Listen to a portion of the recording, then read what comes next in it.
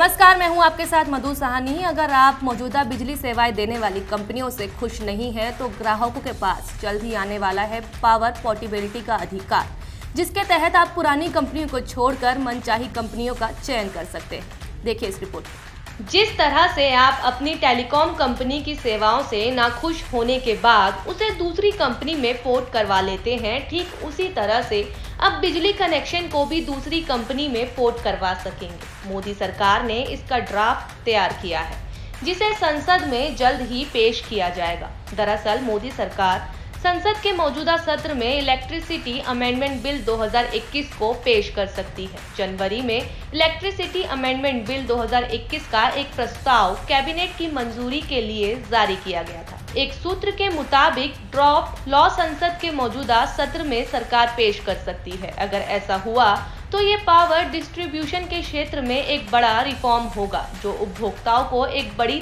ताकत देगा। इस बिल के आने के बाद निजी कंपनियों के लिए बिजली वितरण के क्षेत्र में आने का रास्ता खुल जाएगा, क्योंकि लाइसेंस लेने की जरूरत खत्म हो जाएगी। इससे प्रतिस्पर्धा भी बढ़ेगी। इसका सीधा फायदा बिजली उपभोक्ताओं को होगा, क्योंकि उनके पास चुनने के लिए कई सर्विस प्रोवाइडर्स होंगे। मौजूदा वक्त में कुछ सरकारी और निजी कंपनियों का ही बिजली वितरण के क्षेत्र में दबदबा है। बिजली उपभोक्ताओं के पास भी उनके क्षेत्र में सेवाएं दे रही इन्हीं में से कोई एक कंपनी को चुनने के अलावा दूसरा रास्ता नहीं होता है। प्रस्तावित बिल के आने के बाद मौजूदा वितरण कंपनियां अपनी सेवाएं जारी रखेंगी, लेकिन उसी क्षेत्र में दूसरी बिजली वितरण कंपनियां भी पावर सप्लाई का बिजनेस कर सकेंगी। ऐसे में उपभोक्ताओं के पास कई सारी बिजली कंपनियों में से चुनाव करने का विकल्प होगा।